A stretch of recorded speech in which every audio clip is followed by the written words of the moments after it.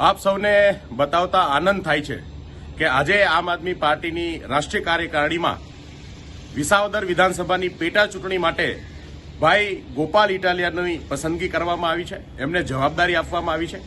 ગુજરાતમાં દબાયેલા વંચિતો ખેડૂતોનો બુલંદ અવાજ અને વર્ષોથી અન્યાયની સામે લડનાર લોકોને અન્યાયની સામે લડવા માટે ઊભા કરનાર ભાઈ ગોપાલભાઈ ઇટાલિયાને આ જવાબદારી વિસાવદરથી આપવામાં આવી છે.